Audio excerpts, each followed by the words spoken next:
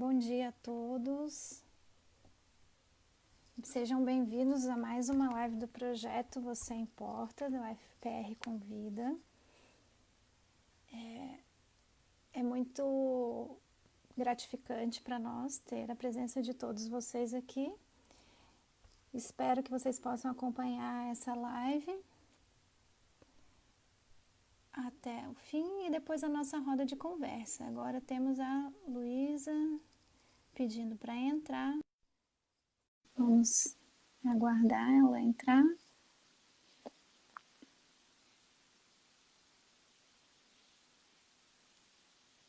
Lu, oi. Bom dia, Luísa. Bom, então, mais uma vez, muito obrigada pela presença de todos. Estamos aqui hoje para conversar como ajudar alguém em luto. Logo depois da nossa live, nós teremos uma roda de conversa, onde a gente vai trocar informações, trocar experiências, né? Especialmente trocar experiências sobre esse momento tão difícil que é a vivência do luto no meio de uma pandemia. Bem, eu sou Joanelise, professora da UFPR, e hoje a gente está aqui com a Luísa Sionek, que é psicóloga clínica e mestre em psicologia também pela UFPR. Bom dia, Luísa.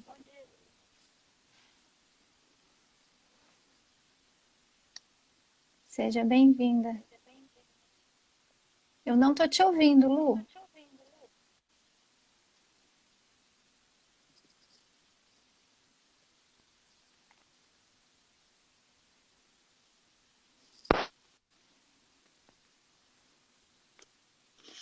Oi, bom dia, Jo. Bom dia, agora sim, consegui te Você me ouvir. escuta bem?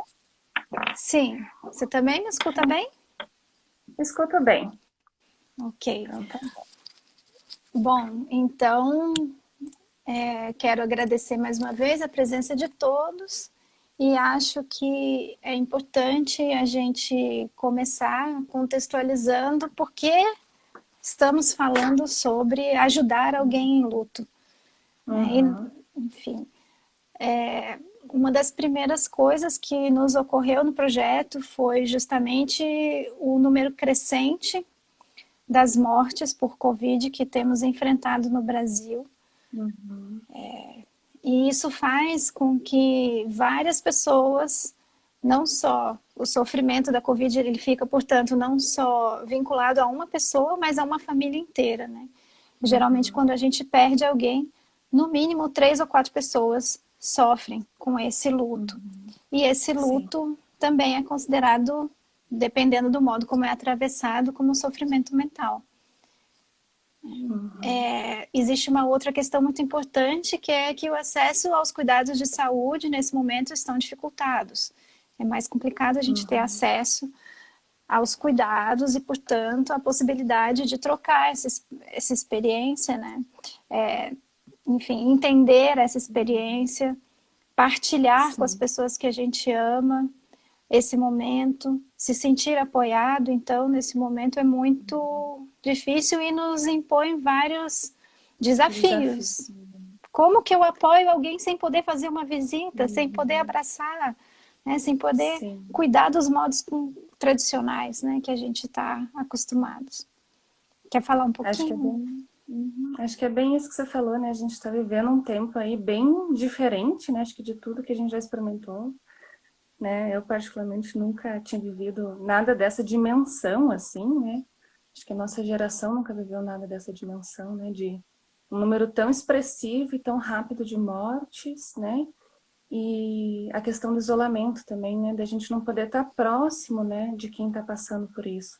Então, acho que é um momento bem delicado para quem está de luto e muito difícil também para quem está vendo alguém próximo de luto, né? Acho que essa live de hoje é para tentar ajudar um pouco também aqueles que têm alguém perto, né? Que perdeu alguém, porque acho que a coisa que, pelo menos eu mais escuto, assim, né? Quando eu falo que eu trabalho com luto, que pesquiso a respeito disso, né? Imagino que você também aí, Jô, deve escutar muito, mas o que eu falo, né? Mas o que eu faço? Mas como é que eu ajudo? É uma angústia, assim, né? De saber que alguém próximo está passando por um sofrimento e não saber muito bem o que faz, né, para ajudar. E aí, acho que esse momento agora, como você falou, com o Covid, né, isso se torna ainda mais desafiador, né, porque acho que uma das principais ferramentas, assim, que a gente tem é o estar junto, o toque, o abraço, né, o literalmente pegar ali na pessoa, às vezes na mão dela, né, e isso neste momento não está sendo possível, Então, né, então e a gente tem outros descoberto caminhos a gente tem que pensar, né. Uhum, isso. E a gente tem descoberto agora várias maneiras de estar junto, né? Que não é só Uhum. fisicamente que a gente pode estar junto do outro. Sim. E também, assim, uma das coisas que eu acho interessante de pensar é o que a gente, no senso comum em geral, pensa que é ajudar alguém.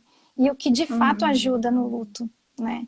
Às vezes a Sim. gente pensa que ajudar fazer a pessoa esquecer, é mudar de assunto, Uhum. enfim, fazer alguma coisa que seja muito concreta, né? Do tipo oferecer algo visível, palpável. E o interessante é a gente perceber que nos processos de enlutamento, a ajuda passa muito longe disso muitas vezes, né? Às vezes você Uhum. ajuda muito mais quando você está simplesmente presente, e é muito Uhum. difícil a gente concretizar isso, do que quando a gente é, fala a partir de frases feitas, ou mesmo esse movimento que é tão comum também na nossa cultura do fazer esquecer, né?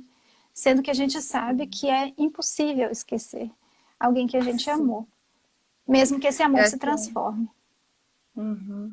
É bem por aí que você falou, né? O pessoal às vezes tem uma coisa assim de o querer ajudar é fazer a pessoa ficar melhor, né? E o melhor é fazê-la parar de sofrer, né? Na melhor das boas intenções, às vezes é isso, né? Ah, não, o querer ajudar não, eu fiz ela parar de chorar, né? Eu fiz ela pensar em outra coisa, eu fiz ela dar uma risada, né? Tentar fazer alguma coisa para tirar ela daquele momento de sofrimento, né? Muitas vezes a gente tem essa ideia que o ajudar seria isso, né? Quase como um puxar a pessoa para um outro lugar, assim. E aí, quando a gente vai, né, conversar com quem passou, passa por um luto, né, escutar, e a literatura também fala que é justamente muitas vezes o oposto, né? É dar espaço e permitir que a pessoa possa passar por aquele processo que é muito dela, que é muito individual, né? E que justamente às vezes esse querer tirar, querer puxar a pessoa, vamos dizer assim, né? O querer melhorar meio rápido, pode ser até um pouco indelicado, né? Dependendo de como é feito, né? E também nega a própria realidade da vida humana. É uma negação Uhum, da realidade da vida humana e que, de alguma forma, tem também vínculos com essa nossa cultura de hoje uhum, que nega o sofrimento. Né? Então, assim, não é que sim, eu quero fazer qualquer tipo de apologia ao sofrimento de modo algum, mas também é uhum, impossível a gente pensar e compreender a existência humana sem o sofrimento. E sim, uma das coisas que eu acho, enfim, eu não trabalho com o Viktor Frankl, eu mais admiro muito naquilo que ele fala, é que uhum, da vida faz parte justamente isso, né? A gente aprender a lidar com o sofrimento, porque ele é constituinte da existência. Então, não adianta a gente negar esse sofrimento e fingir que ele não existe. Né? Isso não é enfrentar o sofrimento. Então, enfrentar o sofrimento é, de alguma forma, dar certo espaço para que ele possa ser ressignificado e para que a gente aprenda a lidar com ele. Fingir que ele não existe não vai, de fato, ajudar. Muitas vezes só vai fazer com que a pessoa que está sofrendo não comunique para a gente aquilo que ela está sentindo, porque ela sabe que, de alguma forma, não vai ser escutada nessa sua experiência. sim. Né? Tem um autor, né, que fala isso, eu não sei falar muito bem o nome dele, mas que é o Corey, é Corey, né? Cure, cure. Cury, né, que justamente, né, quando ele foi pesquisar a questão do luto, assim, na contemporaneidade do Brasil, ele fala que é como se fosse ele tem um termo, assim, mas que é como se fosse um compromisso velado de ambas partes, né? Então, eu não pergunto, né, para você de fato como é que você tá, né? E você também não me fala muito do seu sofrimento explicitamente. Então, você finge que não tá sofrendo e eu finge que tá tudo bem, né? E aí a gente fica nessa descrição, né, do sofrimento, ele fala. Que ele diz que hoje em dia, né, pelo menos na nossa atualidade, assim, o luto é tabu, né? E aí é preciso passar por ele rápido, é preciso se recuperar rápido, né? Se a gente vê nos nossos rituais também, que são cada vez mais curtos, né? Então os velórios cada vez são mais curtos, né? O tempo de luto, inclusive, a gente vê isso na questão dos diagnósticos, né? Da psicopatologia, ele vai se encurtando também, né? Então o que era antes 2 anos, agora é 1 ano, daí agora já é 6 meses para se tornar patológico, né? Então a gente vai tendo isso na nossa atualidade, assim, encurtando o tempo de que é permitido sofrer, né? E aí esse espaço para sofrer, e que é que você diz, né? Que é tão importante ter um espaço para esse sofrimento, para acolhê-lo, né? Para daí poder ressignificar, ele vai ficando cada vez mais enxuto, mais restrito, né? Pois O é, Cury, ele fala disso, assim, né? Desculpa, imagina. só para terminar, você pode expressar, mas tem que expressar com discrição, né? Então, você até pode falar do ente querido, mas não pode desmoronar, né? Se acabar de chorar, né? Então, tem uma medida ali do que é aceitável. Só contextualizando para quem entrou agora, na verdade você está falando não o que a gente entende sobre luto, mas como a nossa sociedade entende, né? Isso, Isso eu acho né? que é muito importante. Isso. E aí, viver um luto, né? Nesse tempo, né? Acho que é importante trazer isso, assim, né? Porque quando a gente fala de luto, a gente está falando de luto hoje, neste momento, né? Como o nosso mundo encara e a nossa cultura encara, né? Então, tem um recorte aí, né? Por exemplo, esses tempos até eu estava lendo um livro bem interessante, Jô. É de uma agente funerária americana, e daí ela rodou o mundo pesquisando como são os outros rituais funerários no mundo. Não sei se você já ouviu falar. Não, vou atrás. Como é que é? Depois eu passo o nome dela, qualquer coisa. Não vou lembrar o nome, eu não sei o que, Eterno. Bem interessante. E daí ela viaja para vários lugares, né? E como ela é uma agente funerária, o olhar dela é outro. Então ela vai pesquisar como que eles literalmente fazem os processos, assim. E aí tem um lugar que ela visita, que é na Indonésia, se chama Tanah Toraja. Não sei se você já ouviu falar. Não. E lá eles têm um ritual muito, muito, muito diferente, que pra gente, na nossa cultura, é muito chocante, assim.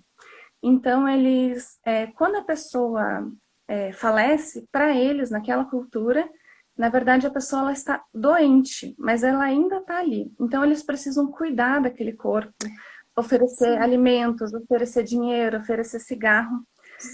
Então, eles praticamente fazem um embalsamento, assim, antigamente eles faziam com folhas, né, e etc. Hoje em dia, ela contou que tem alguns que já usam formol e alguns outros produtos químicos. E essa pessoa convive com a família ali durante o tempo que for necessário. Esse tempo necessário é algo da ordem emocional, no sentido de ir se desvinculando dessa pessoa aos poucos, e também da ordem financeira, porque lá para eles é bem importante que o funeral, de fato, né, que daí para eles é de fato quando a pessoa morre, é um evento, é o maior evento da vida deles. Então é um evento muito grande, né? Eles fazem, aí ó, comentário. O livro se chama Para Toda a Eternidade. Esse é o livro. Obrigada. Isso, que eles dançam com o caixão. Eu vou ver nos comentários, é difícil não falar.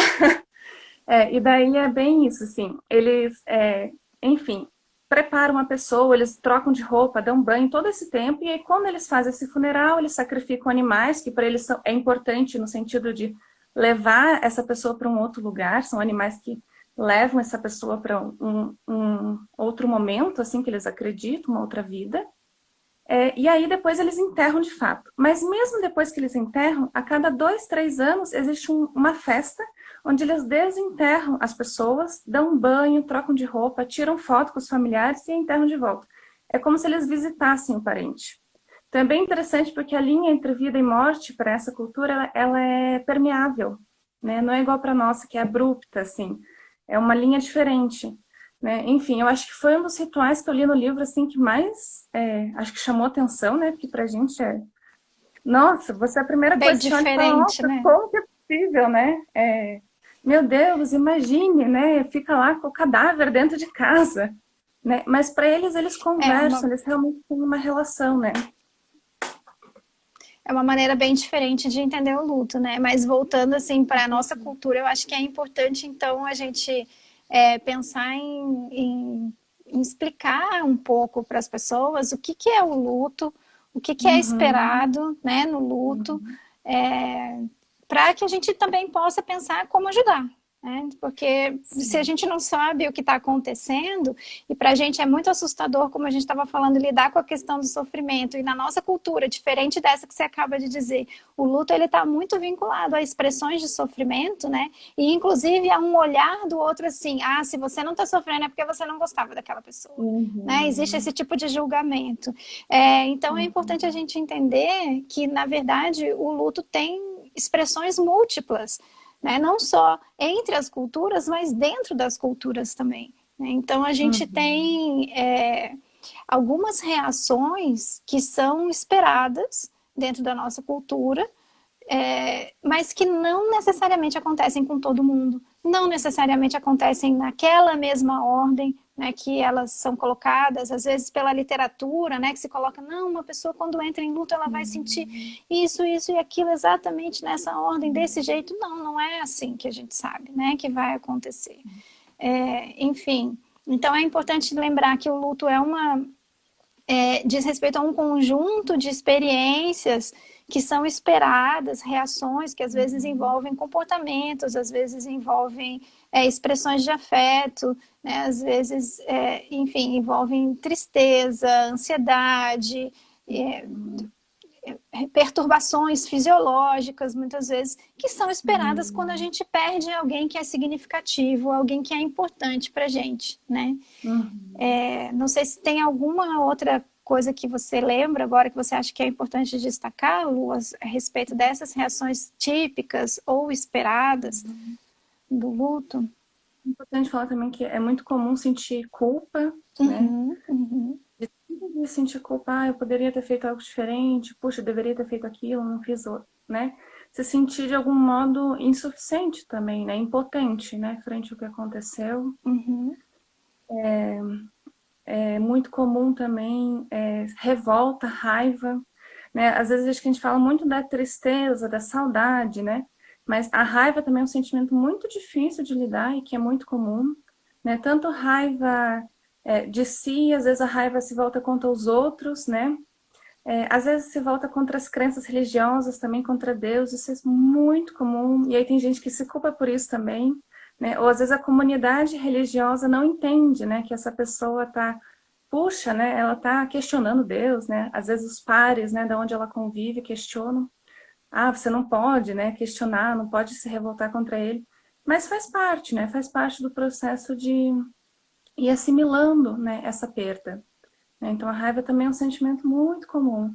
E, às vezes, o torpor também acho que é um sentimento que é difícil, assim, de lidar, que a gente fala pouco, que é aquela coisa de tô meio fora do tempo, tá tudo, parece que tá tudo meio fora do lugar, e também você não consegue identificar muito bem o que está sentindo, assim. É quase como um vazio, né, uma ausência de sentimentos, né? Então, também deve essa coisa, nossa, mas você não tá chorando, você não tá vivendo luto, né? Você tá em negação, uhum. né? Mas o torpor, que é quase como se estivesse meio anestesiado, assim, também é muito comum e bem natural que experiencie, né? Isso. E aí vem o grande desafio, né? O que fazer? E assim, eu na verdade, Uhum. embora tenha assim, tenha gostado da ideia de pensar nessa live. Inclusive, a gente também hoje está lançando uma cartilha sobre como ajudar alguém em luto, né, que eu coordenei junto a um grupo de alunos. A Lu fez uma revisão técnica da cartilha para a gente. A gente vai estar colocando nas nossas redes sociais do FPR Convida.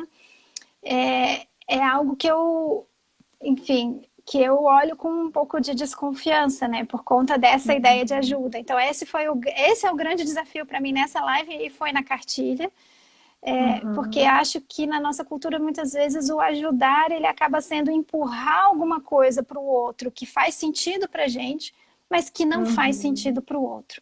Então, assim, eu queria tentar com esse trabalho, de alguma forma, sensibilizar as pessoas a pensarem que quando a gente quer ajudar alguém, é importante a gente fazer um deslocamento e para tentar entender esse lugar desse outro, né? Que lugar é esse? E também tentar, de alguma forma, se sensibilizar para essa perspectiva do que é o humano, né?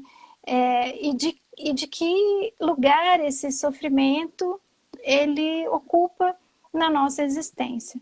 Né? Também eu não quero dizer aqui que o sofrimento ele tem um sentido de antemão. Não, ele não tem. Mas muitas vezes ele posiciona a gente diante da vida e nos faz questionar e pensar sobre a vida. Né? Então ele é um tempo que nos permite essa reflexão. E aí eu fico pensando também que uma coisa importante da gente pensar é que não é para todo mundo que o luto é vivido como uma perda, né? Mas às vezes como uma ruptura de uma vida, de um mundo que existia anteriormente e que agora se transformou. E aí nesse novo mundo eu tenho novos desafios que precisam ser enfrentados, né? Então é interessante a gente pensar isso, né? Que muitas vezes esse sentimento de perda ele está muito localizado dentro de um determinado contexto social. E se a gente olha como essa ruptura de mundo, talvez seja mais fácil até da gente entender o que o outro está passando e oferecer alguma coisa para esse outro, né? Se é que a gente pode, de fato, oferecer alguma coisa para o outro além da nossa própria presença. Não sei se isso faz sentido para você, Lu. Como é que você vê isso? E também gostaria de ouvir um pouco as pessoas, né, que estão nos acompanhando. Se vocês tiverem dúvidas, perguntas, podem mandar para a gente que a gente vai tentar responder e discutir aqui um pouco, né?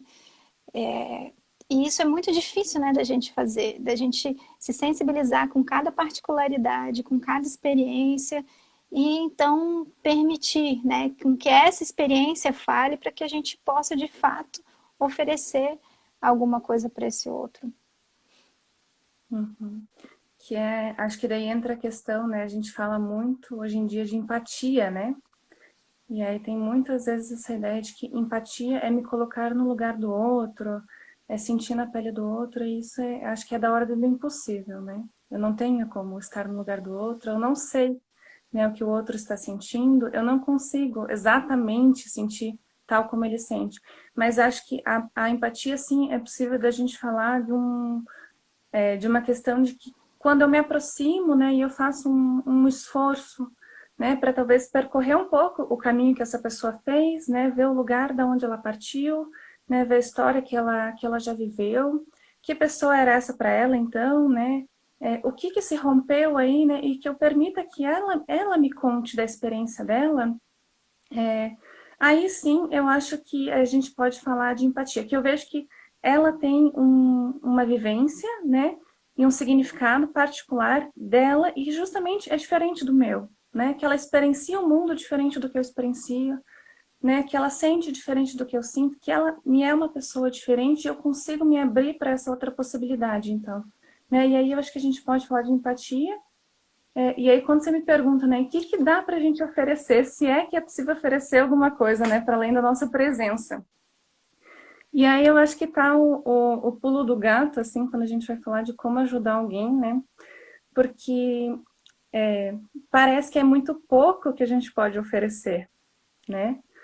Não é nada de instrumental, né? Do sentido de técnico, né? Faça isso ou faça aquilo, né? Mas é justamente na delicadeza do estar junto, da presença, né? E eu fico pensando o quanto isso, na verdade, é muito, né? O quanto isso ele é essencial e insubstituível, né?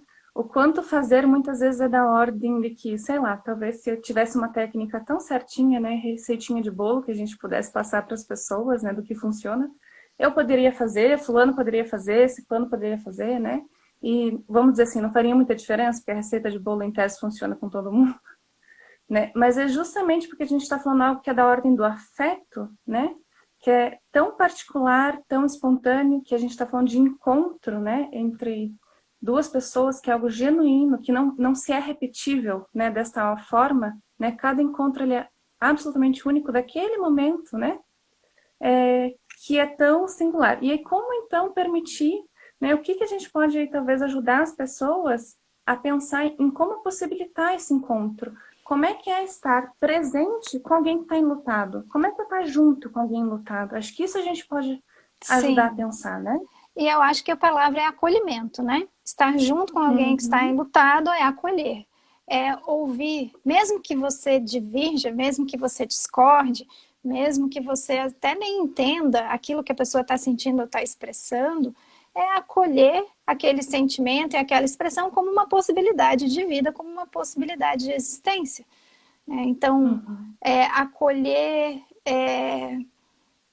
escutando, dando sentido àquela escuta, entendendo como pertinente e válido, né, aquele sentimento, e às vezes esses uhum, sentimentos não são fáceis de ouvir, né, porque, por exemplo, tem muita gente uhum, que logo no início do luto pode sentir e pode expressar, por exemplo, a vontade de morrer.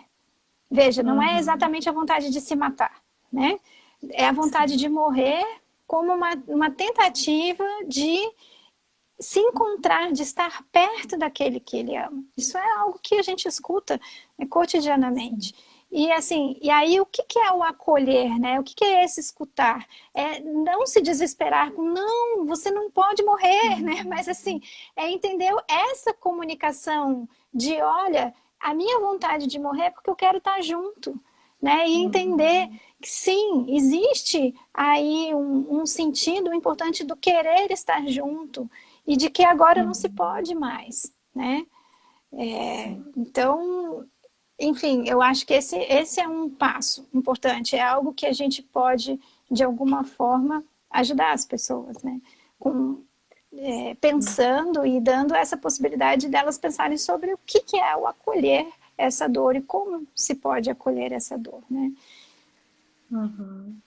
É, a gente fala muito de escutar, né? E aí, escutar não é passivo, né? Que nem você fala ali, esse dar conta de escutar, né? Sem silenciar, né? Porque às vezes, muitas vezes a gente silencia, né? Silencia a expressão, né? Da dor, do sofrimento, ou enfim, daquela experiência, né? E o silenciar é tanto no sentido de não tocar no assunto, né? Ou de, não pensa nisso, vamos falar de outra coisa, vamos se alegrar, vamos fazer outra coisa. Quanto também o silenciar, ele pode ser também, eu sei o que você está sentindo, né? Uhum, uhum.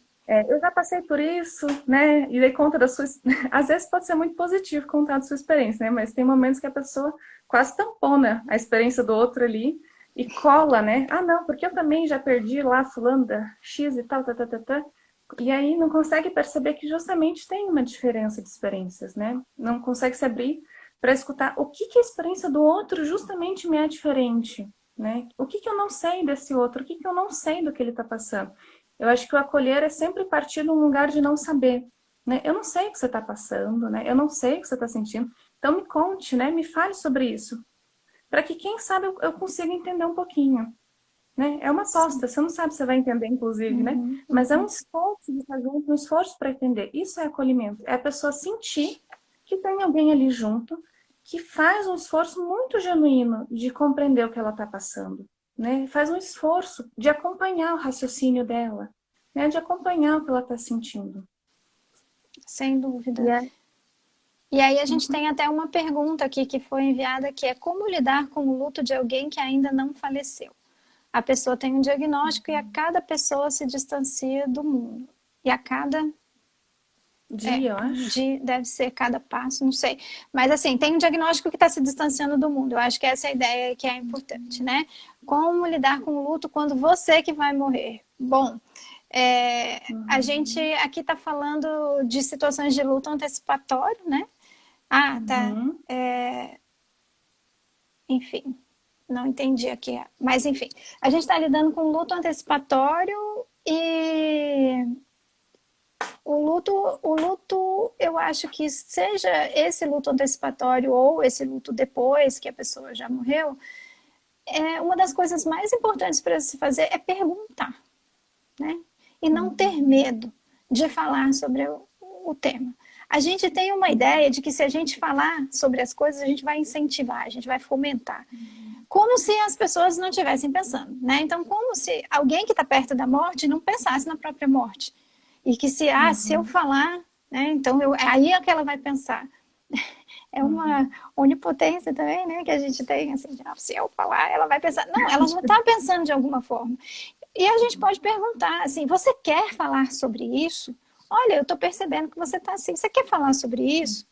Né? Você precisa de ajuda? Você quer falar sobre alguma coisa? Eu acho que no senso comum, assim, que as pessoas podem fazer, passa muito por aí, né? E de não negar. Eu já vi também muita gente que tem já um diagnóstico e que já está, de alguma forma, numa condição crônica, fora de possibilidade de cura. Querer falar sobre a morte com a família e com os amigos, e na verdade quem não aceita é a família e são os amigos, né? São esses que silenciam, porque eles não estão dando conta de lidar com a morte que está próxima. E a pessoa que está próxima da morte, ela quer às vezes falar e não tem espaço, na verdade. Então, será que a minha questão é, será que nós estamos preparados? Será que a gente realmente está escutando o pedido, né, desse outro?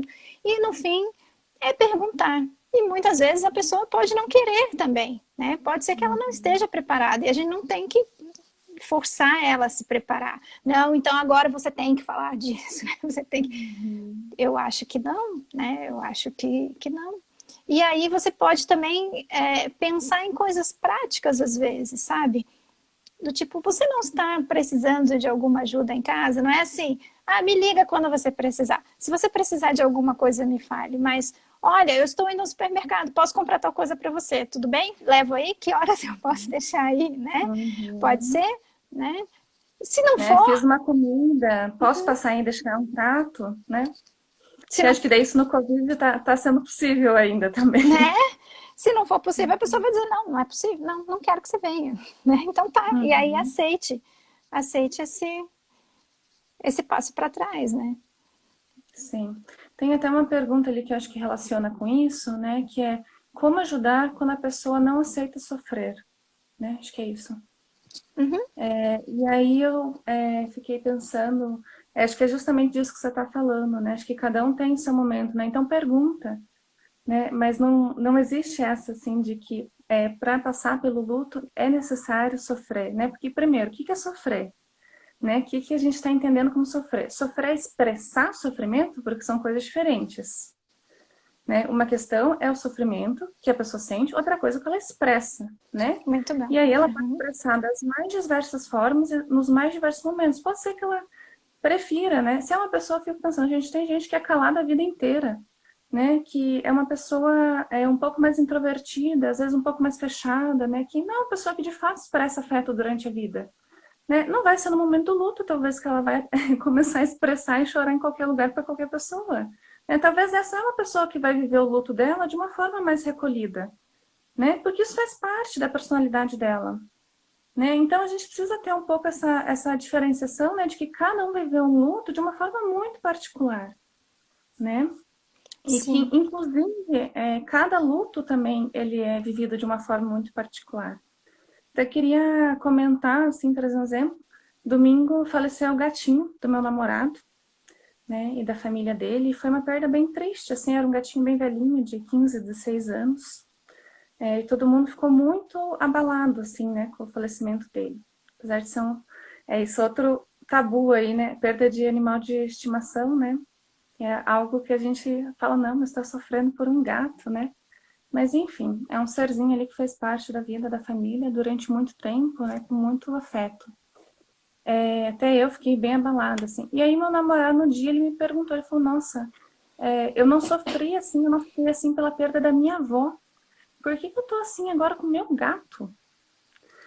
E aí é isso, assim, né? Cada luto, né? E cada relação é tão única, de um jeito tão específico, né? Então, chorar ou sofrer por um não significa que amou mais um do que outro, né? De maneira nenhuma significa que ele amava mais o gato do que a avó, qualquer coisa do tipo, né? É porque cada momento da vida é um momento muito específico, né? Com certeza a pessoa que ele é hoje é diferente da pessoa que ele era 10 anos atrás, quando ele perdeu a avó, E o que né? significa um bichinho de estimação nesse contexto, né? De isolamento social, enfim, Sim. onde o afeto, a troca de afetos, ela está comprometida, esse afeto físico mesmo, né? Essa troca física, digamos assim. Não a troca virtual, à distância, mas essa troca física. E um animal de estimação, a gente sabe que a perda de um animal de estimação faz parte daqueles lutos que a gente considera como não privilegiados, né? Ou Uhum. não reconhecidos pela nossa sociedade.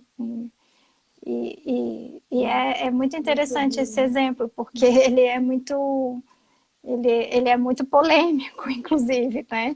Mas eu acho que talvez as pessoas possam compreender se a gente pensar nesse momento que a gente está vivendo como um momento tão significativo. E aonde os animais têm ocupado muito claramente uma significação importante na nossa vida, né? E na forma como a gente enfrenta, inclusive, os desafios da pandemia nesse momento, né? Uhum. E aí até acho que quis trazer um pouquinho desse exemplo, assim, né? Pensando em como ajudar também, né? Que acho que, por exemplo, não cabe julgar, né? Puxa, mas tá chorando mais Isso. agora, chorou com a avó, né? Nossa, mas tá mais assim do que essa. Ah, será que é por conta disso? É por conta daquilo, né? Buscar os porquês. Mas acho que cabe justamente o que a gente vem batendo na tecla aqui, que é o acolhimento, né? Então, acolhe esse sofrimento agora, né? Acolher justamente, inclusive, essa dúvida, né? Essa questão da percepção. Perguntar, nossa, mas o que você está sentindo? O que está acontecendo, né? Como é que era esse gatinho para você? Né? Vai fazer falta, né? Nesse momento. E aí, esperar que ele me traga, que ele me fale da sua experiência, porque eu não sei, né? Eu não sei o que ele está sentindo. Então, eu preciso que ele me traga, né? Isso é acolher, é o não julgar, né? O julgamento, ele não é só no sentido de...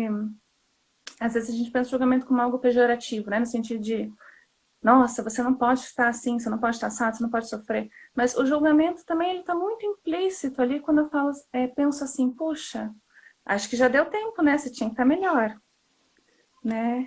Nossa, mas está chorando ainda, né?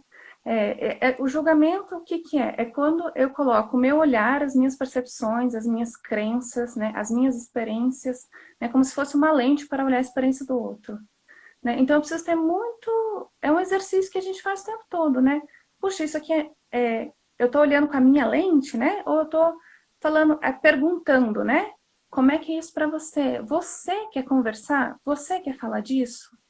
Né? Você precisa de alguma coisa, né? Que movimento que eu estou fazendo? Eu estou indo com a minha lente ou estou esperando, perguntando, esperando a pessoa me falar da experiência dela, da lente dela, vamos dizer assim, né? E aí tem uma pergunta aqui da Liz, obrigada pela pergunta, que eu acho bem interessante, dá para fazer até com o vínculo do luto com os animais, né? Como ajudar crianças em luto. Uhum. Crianças que perderam bichos de estimação já têm experiências significativas para elas, ainda mais crianças, né, que têm uma relação de afeto muito intensa com os animais. Elas já têm uma experiência aí de luto que pode ser muito significativa e muito interessante para o enfrentamento de outras experiências aí relacionadas a familiares, né, a pessoas que têm um papel muito importante na vida dela, como pais ou avós, às vezes até Uhum. irmãos, primos, né, outras crianças da mesma idade. Acho que lidar com as crianças é um desafio, até porque a criança não entende muito bem o que é o morrer. Dependendo da idade, ela Uhum. nem consegue entender que o morrer é meio para sempre, né? Ela tem uma Uhum. fantasia de que vai voltar. A gente sabe que é muito comum algumas crianças também terem uma fantasia de abandono, porque essa sensação de abandono, ela acontece não só entre as crianças, né? Muitos enlutados adultos também se sentem abandonados quando perdem alguém, isso acontece.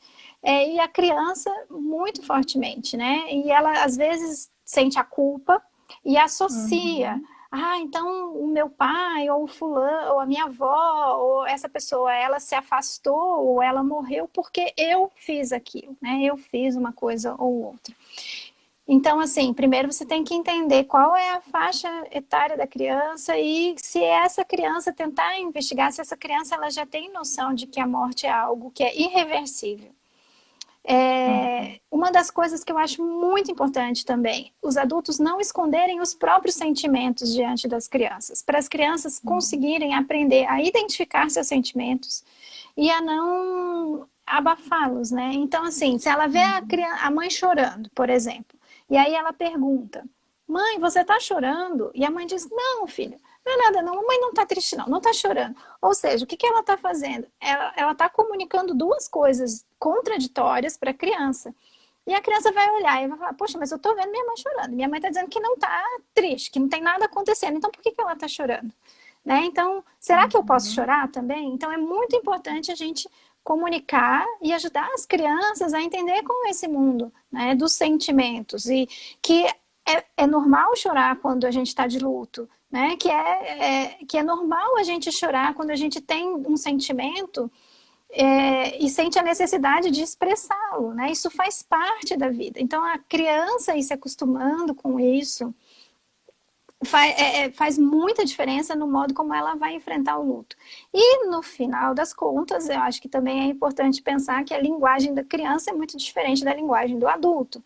E a gente então tem que se adaptar a essa linguagem, né? Fazer de uma forma que seja possível da criança compreender. E existem livros infantis, existem filmes que podem servir de apoio para esses adultos que estão tentando ajudar a criança a lidar, a passar. Infelizmente, eu não vou lembrar agora, nesse momento, mas eu posso até me comprometer a colocar depois nas redes sociais do Convida referências para ajudar ao enfrentamento do luto com criança. Mas o que eu gostaria de dizer nesse momento é: não negue a realidade, não esconda a realidade da criança. É importante que a criança possa, desde sempre, né, desde o início da sua vida, a lidar com aquilo que é humano. E a morte é humana. A morte faz parte da nossa vida. Não sei, Lu, se você tem alguma outra coisa que você Ah, gostaria de não, eu queria colocar. dizer só que eu acho que isso é uma preciosidade única, assim. Isso, na minha opinião, os pais que conseguem fazer isso para os filhos, eles estão dando um presente para os filhos inimaginável, né? Pensa, você está ajudando os seus filhos a lidar com uma das coisas mais importantes na vida, né? Que é a questão do que é a vida, né? A vida, ela é justamente a gente chama de vida justamente porque ela tem um fim, né? A gente tem a morte, é impossível escapar disso. Em algum momento, todos nós vamos passar por isso, né? E é provável que a gente vai passar por isso por mais de uma vez, né? Então, dar esse tipo de ferramenta, né, para uma criança, para mim é o maior presente que você pode dar enquanto humanidade, assim, né? Que é lidar com a morte, né? No final das contas. Enfim, só isso que eu queria comentar, assim. E eu acho que tudo isso que a gente está falando tem, de alguma forma, uma relação também com uma outra pergunta que veio aqui, que é como a gente vê a negação. Uhum. Sim. Gente, essa é uma pergunta bem importante, eu acho bem difícil também, porque aí vai ter, acho que uma diferença também de perspectiva, né? A gente sabe que tem teorias que vão falar de que existe a negação no luto, né? Uhum.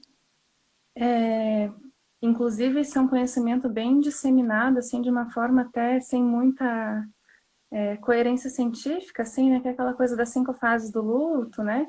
Que existe, no sentido de existem 5 experiências, né? Que, na verdade, posso comentar um pouquinho rapidamente, assim? Acho que Claro, dá claro. tempo, né? Uhum. Importante. Que são, na verdade, 5 experiências que a Elizabeth Kubler-Ross, que era uma psiquiatra, né?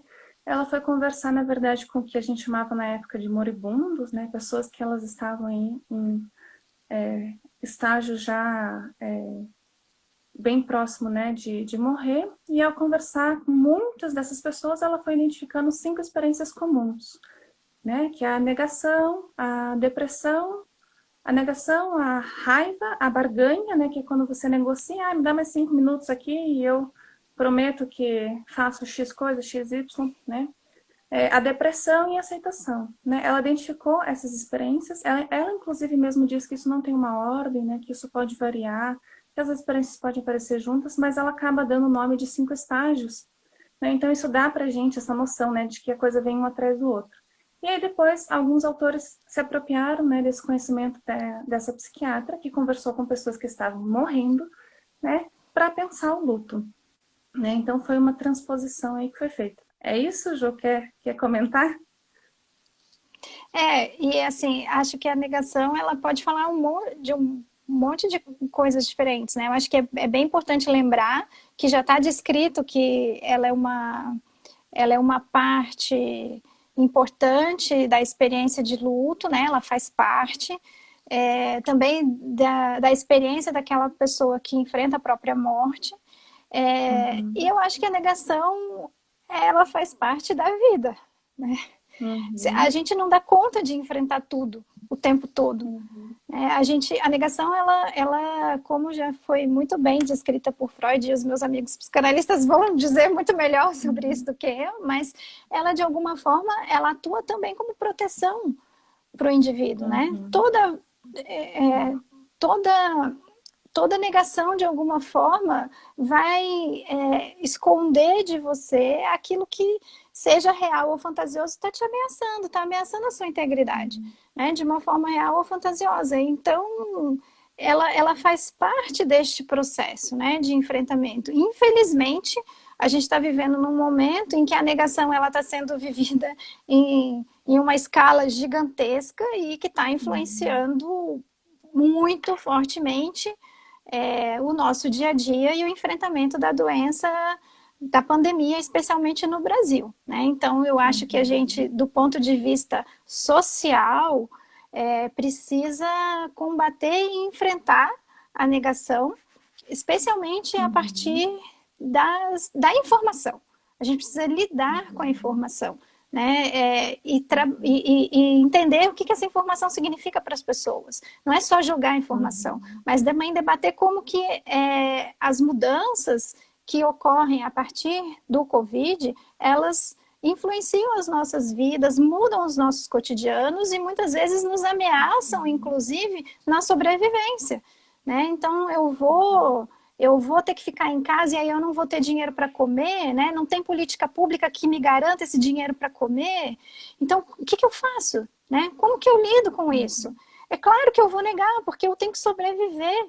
E então, assim, eu acho que associado a isso, a gente precisa também discutir mais sobre a morte, sobre o morrer, né? Sobre o que isso significa, e tentar, de alguma forma, na nossa sociedade, ter outros olhos para o luto, a morte e a finitude. Só que esse é um trabalho de muitos anos, né? De muito tempo. Enfim, não é de um dia para o outro. Mas eu acho que, enfim, a negação também faz parte da vida, né? Também faz parte do modo como a gente lida com as coisas. É impossível, eu acho, alguém que esteja o tempo todo reafirmando e dando conta de tudo que acontece no mundo o tempo todo. É adoecedor, né? Chega a ser adoecedor dele. Sim, é desestruturante, né? Muitas vezes. Então... Inclusive, no luto propriamente, assim, eu acho que faz parte justamente esse movimento, né? Inclusive, por isso, eu gosto muito de falar, né, que o luto ele vem em ondas, né? Então, tem momentos que... por isso que eu estava falando coisa do estágio lá, ele não é muito redondinho, né? Porque é isso, assim, nossa, mas como é que pode? No momento eu tava bem e de repente eu tava conseguindo continuar a vida e de repente parece que vem aquela onda que sufoca, assim. E aí vem toda a dor de novo, vem toda a raiva de novo, vem toda a culpa de novo. Nossa, mas eu regredi, né? Não, é justamente esse movimento. Ainda bem que tem esse movimento, porque senão é isso, seria insuportável, né? Seria insuportável. Aí alguém pergunta assim, então a negação na medida seria uma proteção? Eu não sei se na medida, né? Porque eu tenho um pouco de medo dessa medida. E de onde vem essa medida?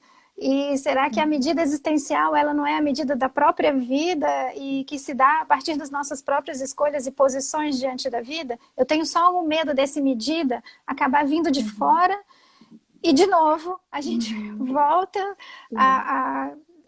enfim, estabelecer regras que não são... interessantes e não cabem em todo mundo, né? Nós não cabemos nas regras. Elas precisam ser sempre, principalmente do ponto de vista daquilo que a gente sente, daquilo que a gente experiencia, do modo como a gente enfrenta a vida. Então, elas precisam ser sempre repensadas a partir de cada vida, de cada existência. Então, eu acho que ela pode funcionar como proteção. Mas toda proteção, ela tem dois lados, gente. Ela, ao mesmo tempo que nos protege, ela nos impede de nos nutrirmos do mundo, né? Então, assim, Uhum. é sempre bom lembrar. Então, mesmo que a negação ela esteja servindo de proteção, ela nos impede desse contato com a realidade que, por exemplo, que a gente se proteja de se contaminar com o coronavírus ou de contaminar pessoas que a gente gosta. Então, nada é muito assim pão, pão, queijo, queijo, né? Ela sempre Uhum. tem dois lados, e especialmente as Uhum. autoproteções, elas têm isso, elas me protegem, mas elas me deixam muito sozinhas ali no canto, né? Elas me impedem de Uhum. me relacionar e de, e de crescer na relação com os outros. Enfim, a E aí, gente... Diga, Lu. posso só fazer um comentário sobre isso ainda? Claro, É, de que, isso que você falou, né? Nunca é pão, pão, queijo, queijo. Mas é que é isso também, né? O que que a gente está chamando de negação, né? E como que eu sei que o outro está negando, né? Como é que eu sei que ele não está vivendo, talvez, a experiência de luto que ele deveria viver? E daí a gente volta para isso, né? O que que a gente está chamando de luto? O que que eu, na minha experiência, na minha lente, nas minhas crenças, entendo que o outro devia estar expressando, né? Ou sentindo. E aí eu lembro muito do trabalho do Michel, né? Que foi um mestrando da Joannelise. Ele estudou sobre a psicoterapia, né? De mães enlutadas. E aí, quando ele foi conversar, né, com mães que tinham perdido filhos, né, e passaram depois por um processo de terapia, uma delas conta, né, na pesquisa dele, é bem interessante, de que ela foi para terapia, né, movida, então, por essa, essa perda dessa filha, mas que ao chegar na terapia, ela precisou, quando ela perdeu aquela filha, ela teve que se rever com tantas coisas da história dela, pessoal, particular, inclusive da história de solteira dela, e antes de ter essa filha, que ela nunca nem sequer mencionou direito a filha na terapia. Então ela passa a terapia falando de outras coisas, de outros temas, de outras questões da vida dela. Né? E aí a gente pensa, putz, mas ela tá negando, né? Porque ela não falou desse luto, ela não falou desse sofrimento. Né? Ou será que justamente, né, aquilo ali que nem a Jo falou, né, aquilo rompeu, né, com uma vida que ela precisou se reencontrar, encontrar outros significados para a vida, e aí ela precisou retomar a história dela e repensar tudo isso. Né? Então, o que que eu estou chamando de falta de negação, né? sim, Então, exatamente. é importante da gente pensar aí um pouquinho, né? Eu gostaria muito de agradecer. A gente está aqui já ainda com 74 pessoas acompanhando a gente nesse momento. É muito gratificante para a gente poder ter essa possibilidade de discutir esses temas. Eu queria aproveitar esses últimos minutos, primeiro para lembrar que a gente vai para uma roda de conversa, onde a gente vai poder compartilhar as nossas experiências com o luto e com pessoas enlutadas, mas eu queria também agradecer muito a parceria para a construção dessa cartilha, que vai estar nas nossas redes sociais e também vai estar no meu perfil no site do MEC, da rede, MEC Rede, né? Mas queria agradecer as meninas, em especial a Gabriela de Oliveira, a Juliana Cordeiro Saltori, Mariana Luísa Dias e a Thaís Andrade Brito, que levaram, enfim, esse projeto à frente. Também ao Luciano e à Luísa, que trabalharam junto na orientação das meninas. Enfim, a gente ainda tem alguns minutinhos. Não sei se alguém quer ainda fazer mais alguma pergunta. De qualquer forma, a gente já discutiu, né, bastante sobre o Uhum. luto, e assim, acho que a mensagem final seria: esteja presente, escute, acolha, né? Não tenha Uhum. medo de tocar no assunto, não recorra a frases feitas que não necessariamente vão dar conta daquela experiência, né? E ofereça, pergunte diretamente, não diga, se você precisar, eu estou aqui, né? Mas, Uhum. enfim, esteja junto com a Eu acho que pessoa e isso, sem medo, diga.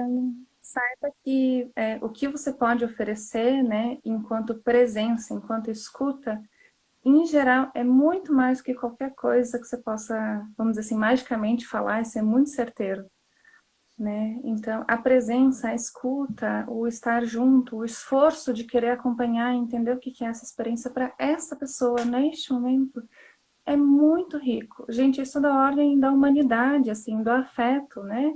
Isso absolutamente é essencial, né? É, Então, saiba que isso é de uma preciosidade, assim, muito única, né? E aí, uma pergunta que eu escuto é, mas e se a pessoa chorar? Se a pessoa chorar muito, você arranja um lencinho, um papel e dá para ela. É isso. né? Sim, Lu, sim. E olha, tem ainda várias perguntas sobre luto que não são exatamente sobre como ajudar alguém em luto, mas sobre o luto em si. Então, a gente fica aqui com Uhum. uma proposta da gente voltar com uma outra live sobre luto, para discutir luto, né, o que é luto, aquilo mais profundamente o que é esperado, como é que a gente está lidando com no luto com a pandemia. Muita gente está fazendo perguntas sobre luto antecipatório, que a gente não vai ter tempo aqui, né, de responder. Tempo do luto também, né? Quanto O tempo? tempo, a questão do luto coletivo, né, que a gente está passando como humanidade, eu acho que é, me mostra que é importante a gente continuar discutindo essa questão. E eu deixo aqui, então, a vocês, já que a gente, né, já está com o tempo encerrando, essa proposta. A gente agora, então, vai passar para a live. Desculpa, para a live não. Pro A gente vai passar bate-papo? para o bate-papo, para a roda de conversa. Acho que as meninas já devem ter divulgado aí o link, né? Porque agora a roda de conversa ela vai ser realizada numa outra plataforma e acho que poderia até colocar de novo aí, né, gente, para a gente poder migrar para essa plataforma.